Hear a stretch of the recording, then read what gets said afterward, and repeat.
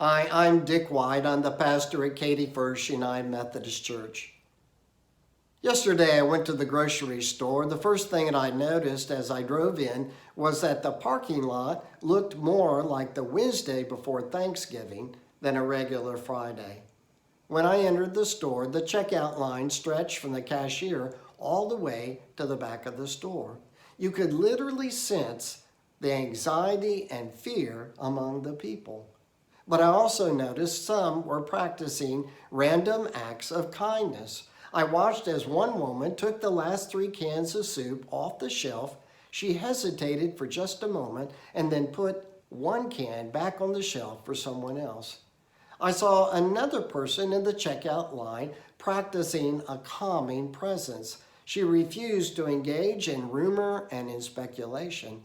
Now, I would like to think that these are people of faith. I don't know if they were or not, but they certainly have a word to speak to us in the church.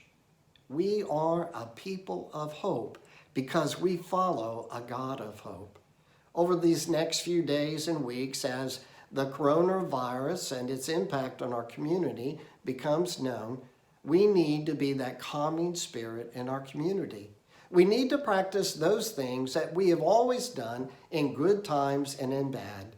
We need to pray for one another, for our nation, for our families, and this local community. We need to be in worship.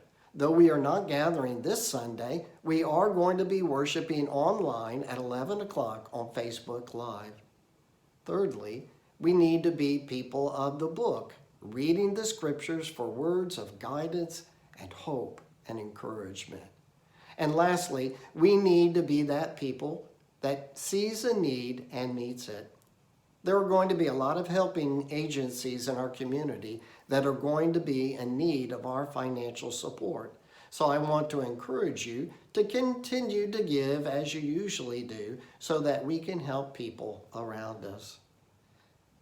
Friends, I want to close this time together by simply reassuring you that the church is going to stand ready to serve you. Our church offices will be open throughout this week, though we are not gathering for any other small groups or choirs or for any meetings.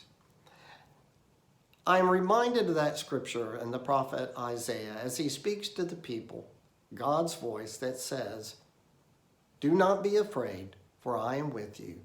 Do not fear, for I am your God." We need to hear that message, and so does our community. So let us be that witness for good and not for harm.